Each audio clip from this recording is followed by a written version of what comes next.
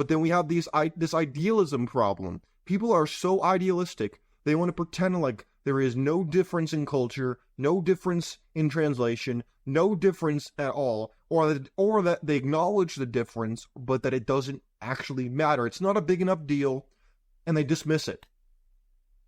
Anybody who does anything under pure morality usually makes the problem exacerbated and far worse.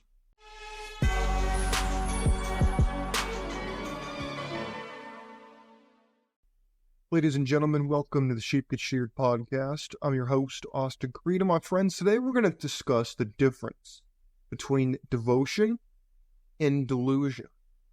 Because unfortunately, the two are very mixed together in the modern church, and they're very mixed in the modern society. Now, as much as I would love to come on the show and fix all the world's problems, I'm sure a lot of you gentlemen would as well.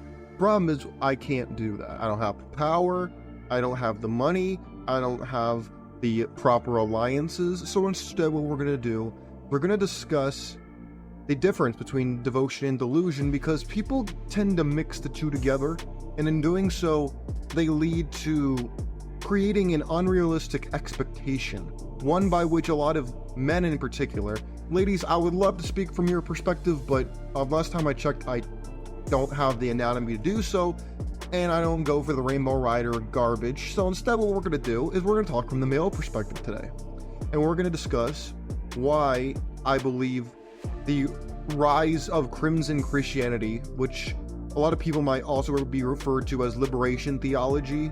I call it Crimson Christianity. It's the slowly but surely insertion of the socialism, communism, and whatnot rhetoric into the church, usually under the guise of love, equality, diversity, inclusion, all this type of rhetoric that we're hearing and being echoed in society has now found its way into the halls of the church.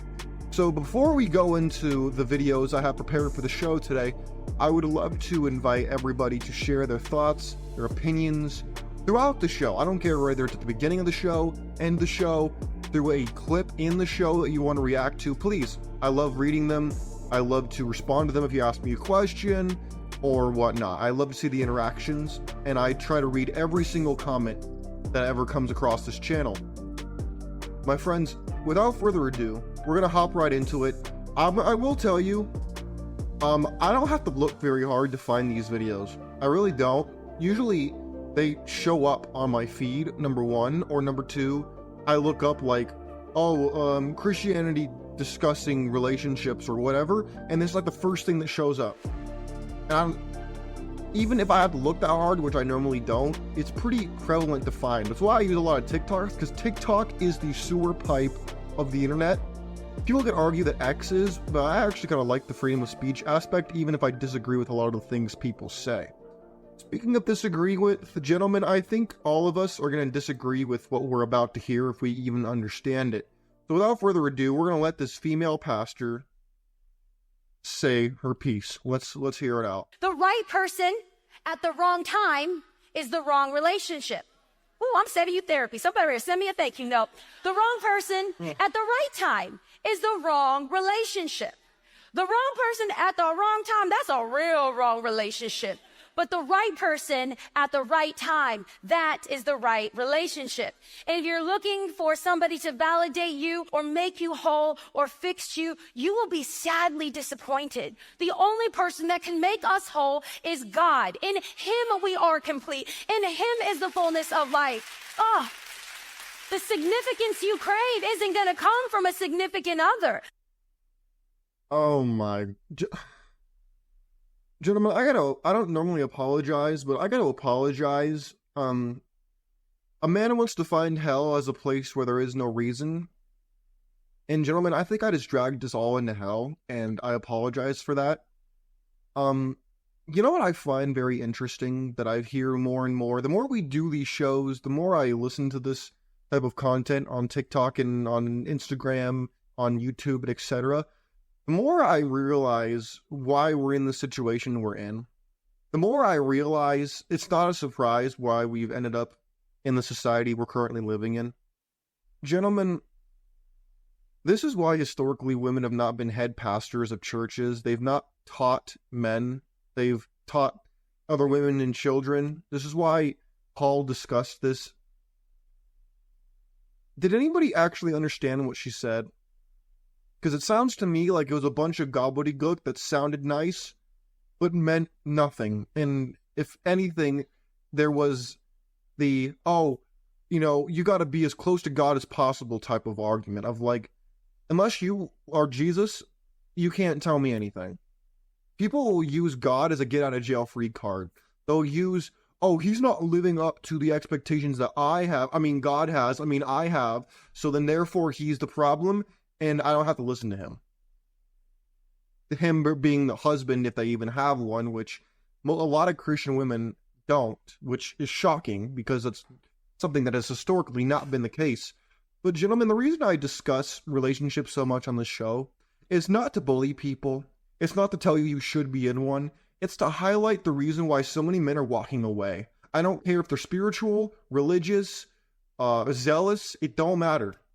Me, I'm a little more on the spiritual side because a lot of organized religion, in my opinion, is a lot of times just a grift for money. Now, I'm not saying every church is like that or every mosque or synagogue or temple is like that. But unfortunately, that's been the history of the Catholic Church especially. And the LDS Church in my estimation. So again, when you have to ask yourself, how do churches like the LDS Church or the Catholic Church become so wealthy? Oh, I don't know. Is it because they're so faithful and so religious? I don't know. Is it because they're required to give 10% of their stuff to charity? Or to the church? Maybe. Again, the reason I bring this up is because people tend to use religion and morality when it suits them. They don't want to use morality and religion when it doesn't advantage them, when it holds them accountable, when it puts them in a position where they have to actually do something they don't want to do or be checked on bad behavior. All of a sudden, they can't be bothered for it. All of a sudden, it's nowhere to be found. But when the devotion is here for accountability, suddenly the delusion pops up and it's like, ooh, yeah, no, it's not actually my fault. It's the serpent's fault. It's the man's fault. It's not my fault. In plain English. And unfortunately, we're seeing another example of this right here. So let's see if you can stomach this. And again, I encourage you to leave your thoughts in your comments below because some of you will disagree with me or some of you will go even farther than I will, and I'm here for it. So let me know what you think. Let's listen to what this woman has to say. Me as a female, I'm like, how will I be able to be led by you if you can't even lead yourself? And so if you are undisciplined, you can't eat clean, you're not working out, you're not reading your Bible, you're lacking in mentorship or even having an accountability with your community, like that's going to bleed into our relationship and our marriage. And so that's why, like, I'm looking at those things as a female, and every girl should be looking at that as a female. Like, how does he lead himself apart from me? Oh my goodness. Gentlemen, let's break this down from start to finish again. I wanted to play that clip in total. Now we're going to break it down and I'm going to be a little ruthless. Let's see. Me as a female, I'm like, how will I be able to be led by you if you can't even lead yourself? Okay, she makes a good point out the gate with that. However, gentlemen, that's not what... We need to not take things at face value because, gentlemen, I know that if you're talking with the boys, you can take things at face value because men don't have secret passive-aggressive agendas behind what they say most of the time. Women, they do. And so when we need to not look at this as if it's your boy talking to you. This is a woman talking to you. And women they operate and speak differently than men do. And I'm not the first person to discuss this. There's a book called The Manipulated Man by Esther Vilar, and she describes this in detail, how women have a secret language. And she's a woman, by the way. Where she's a woman, she discusses that other women have this secret language that they use, especially in the presence of men, so that other women will understand what they're actually saying, and men will fall for the virtue signaling. Let's continue. And so if you are undisciplined, you can't eat clean, you're not working out, you're not reading your Bible. I love how notice how the Bible part was last? Everything else had to do with being a Chad or a Tyrone or being handsome and having status, but then the Bible was the last thing. You notice that? It's not an accident. You're lacking in mentorship or even having an accountability. I want to Accountability. Oh, we want to discuss accountability. Ma'am, first of all, I can't help but notice the lack of a ring on that finger. Just to say that. I mean, or wait, maybe I'm tripping. Oh, it is on the left hand. Oh boy, look at that. So she's supposedly married. Okay, well, I'd like to know who her husband is because, is her husband Jad, or is he Mr. Beta Cuck, Mr. Beta Bucks Deluxe? Is that who he is? I would love to see because like women don't talk like this unless they're usually A, unhappy in their marriage, or B, they're trying to create Chad into this. See, here's the problem, gentlemen, that I've found and that a lot of other men have found, especially, I don't tote my horn as if I'm this religious sage, because I'm not. There's a guy who grew up in the church who's trying to teach other Christian men what your pastor doesn't have the balls to tell you because he gave them to his wife a long time ago. We need to understand that women are women, okay? There's no such thing as good women, bad women, Christian women, non-Christian women. They're just women, okay? They are just women, and women have the same desires, same needs, and they have the same biological instincts as every other female on the planet. And so when we discuss this from a, quote, biblical context, we need to understand that they don't suddenly say, oh, before I was saved, I wanted Chad, Mr. Rippling Muscles, and Mr. I have a lot of money, I have status. And you might say this is like too cynical. I understand that. You don't have to believe me. Go out and test it for yourself. Come back and tell me how your field operations and field reconnaissance went. I'd love to hear it. Because, gentlemen, I really do. I wish I could sit here and tell you that relationships are safe, good, women pose no threat, other men pose no threat. You could just walk in, go to the altar, get married, and everything's going to be like the Disney ending of Happily Ever After. Unfortunately, the opposite is true. When we talk about women like this, first of all, she kind of looking like an apex predator. She looking like somebody who has a starter husband who's going to blame him on the way out and take his stuff and try to upgrade on him. Now, I could be wrong, but that's the vibes I'm getting from this woman right here, okay? When she wants to talk about leadership, discipline, and whatnot, ma'am, where has that been in your life? Because statistically speaking, it's nowhere to be found. Most women don't have a lot of discipline. Most men don't have a lot of discipline. But women even less so, because they can get away with pretty much whatever they want, for the most part. So let's continue. Your community, like that's going to bleed into our relationship and our marriage. And so that's why, like, I'm looking at those things as a female, and every girl should be looking at that as a female. Like, how does he lead himself apart from me? See, again, you would be forgiven if you didn't think there was anything disingenuous about that clip. But unfortunately, there is.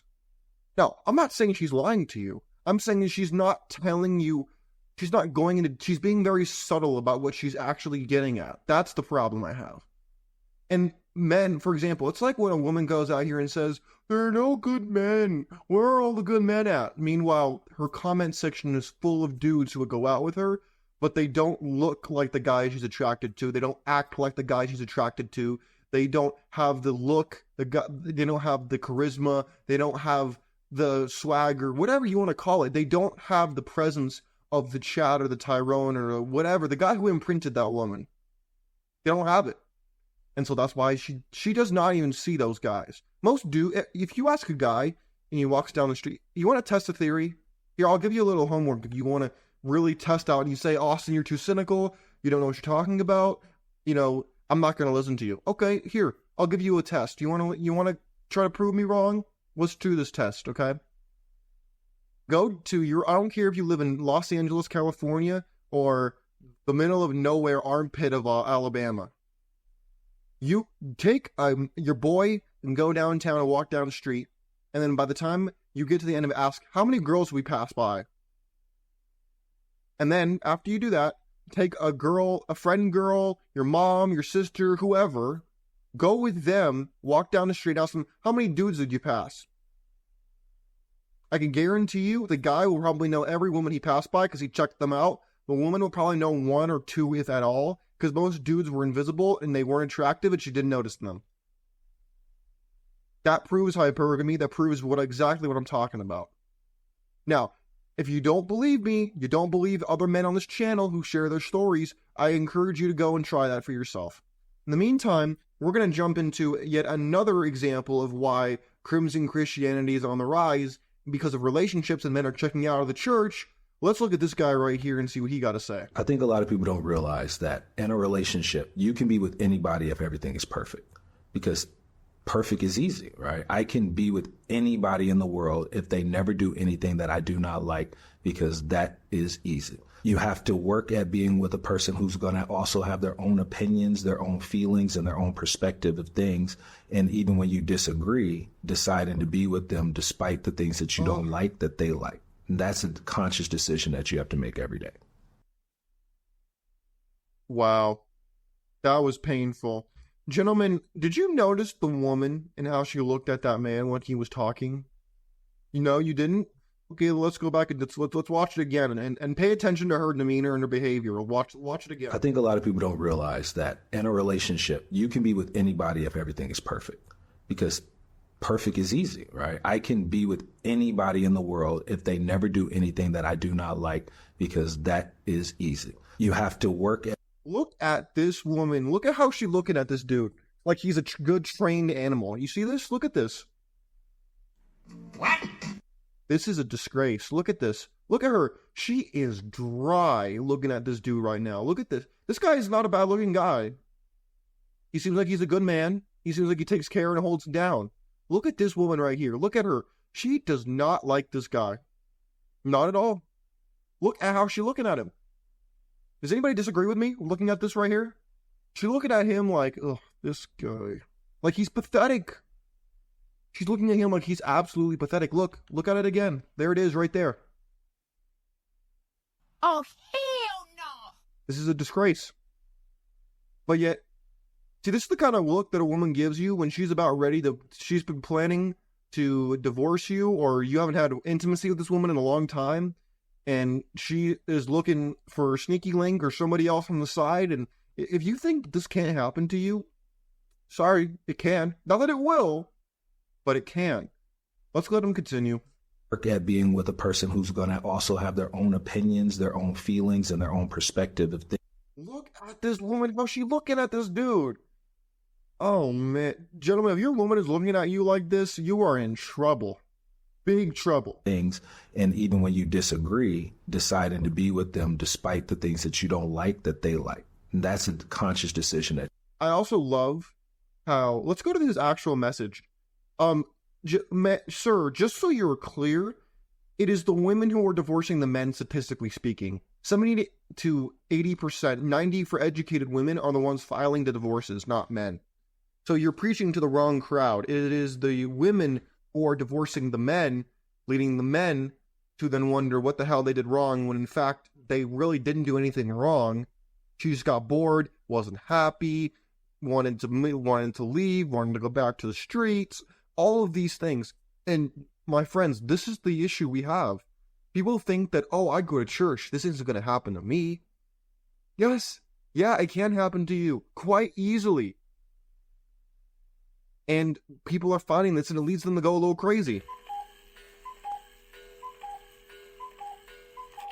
And then they end up on channels like mine, channels on this side of the internet. They wonder what's happening. They wonder why. They wonder if they're the problem. And they have to go through these stages of grief. And I don't want you to have to go through the stages of grief, because at the end of the day, it's painful. It's terrible. Some people have to learn the hard way. They got to bonk their head, and they got to learn. Other men, they learn from the mistakes of other men, and they decide to adjust and adapt to survive. But then we have this idealism problem. People are so idealistic. They want to pretend like there is no difference in culture, no difference in translation, no difference at all, or that they acknowledge the difference, but that it doesn't actually matter. It's not a big enough deal, and they dismiss it. Anybody who does anything under pure morality usually makes the problem exacerbated and far worse. Take Prohibition as an example. During Prohibition, it was the women and the clergy who wanted the men to get rid of alcohol. So what did they do? They got rid of alcohol. Guess what? Black market was immediately created, and the problem got worse because now they were underground, people bootlegging from England, which is how a lot of people who are now very rich made their money, but you didn't hear that from me. You know, like the Kennedys allegedly, and like the FDR, you heard of him? Yeah, his family too. But we're not getting into the realm of the political, but that's an example. Another example. During the 19th century, brothels existed in places like Louisiana and in most states as a necessary evil. Guess what? Guess who wanted them gone? Women and the clergy. Guess what happened? They got rid of the red light districts in every city, in every county, in every state in the Union. Now guess what? That led to pimp culture. That led to the escort culture. That led to only fools. That's led to the culture that we now have. Because now men have next to no choice between being in the streets or being married. And marriage is basically the new form of indentured servitude to the system, because at any point in time, the woman can leave you and you're left with paying child support, alimony, and whatnot to the system, who then knows your location, and you can't move without their permission. They can take away your driver's license, throw you in jail, take your passport, all these things. But again, this is where the delusion and devotion comes in. People who are often very close together, they are often unrealistic and completely unattainable with their belief system, but then they want everybody to follow it under the guise of morality, when in fact, it has nothing to do with morality. It has everything to do with them just wanting control. But of course, if you try to say that to people, they'll gaslight you into thinking that that's not the case. And this is why I don't like organized religion, because a lot of it has to do with power, control, and money, and not with actually saving the souls of men. But gentlemen, you want an example of this crimson Christianity that I speak of? I'll give you no further example than this right here. This is the kind of stuff that you'll hear in a lot of these churches that have rainbow flags hanging outside their doors. Listen to this. The notion and idea of communism is pretty evident in the New Testament, and it's so perfectly spelled out that in the 2,000 years since it's been recorded, no one has quite been able to describe the idea of communism as Acts chapter 2, verses 44 through 45. All those whose faith had drawn them together held everything in common. They would sell their property and possessions and make general distribution as the need of each required. When Jesus says, happy are the poor and woe to those who are rich, what he's condemning is the fact that there exists both rich and poor people. It's differentiating wealth that he's attacking. Parable of the rich and the poor man also demonstrates this. The rich man isn't tormented in hell simply because he lived in abundance, but because he lived in abundance while Lazarus lived in misery. 1 John 3:17 reads, but if anyone has the world's goods and sees his brother in need, yet closes his heart to him, how does God's love abide in him? The West completely messed up Christianity with this fixed notion that some of us are born for a higher standard of living than others. And in doing so, we view this preferential treatment for caring for the poor as an issue of biblical compassion, when we should be attacking the fact that poverty exists in the first place. It's getting weird. I love the poorly educated. Gentlemen, I am so sorry. That was painful. I will lie. I kind of checked out halfway through that clip because that was bad. So in case you're uneducated, maybe you didn't go to high school, or maybe you went to Harvard and didn't learn anything besides Jenny has two mommies and white supremacy is the biggest problem on earth. You may not be aware, but Karl Marx and Frederick Engels, Vladimir Lenin, Trotsky, Stalin, all these guys, they didn't like religion. They described it as an opium, a painkiller, or people who were stupid. The opium of the masses. You are aware of that, right? Ma'am, just so we're clear, Jesus was not a communist. Okay? Communists deny the very existence of God. So you're telling me that the guy who claimed to be God was a communist? Oh, hell no! But this is the kind of stuff that passes for theology today. Look at the garbage that you just listened to. You know, I could spend the next hour of my life refuting every single one of those points because all of them were extremely stupid. But my gentlemen, I'll just attack a couple of them. Number one, charity is not the same thing as communism.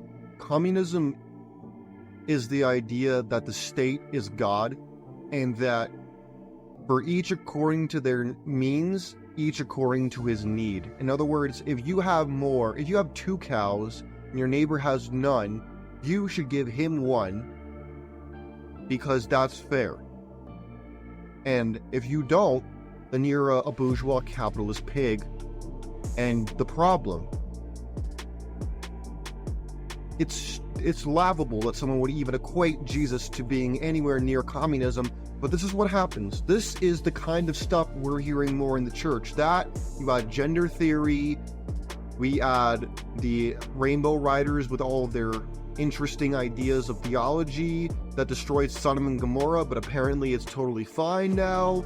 And then we add to the fact that they're equating the rainbow with love when they hijack that symbol as a promise from God from Genesis. I mean, I could go on and on.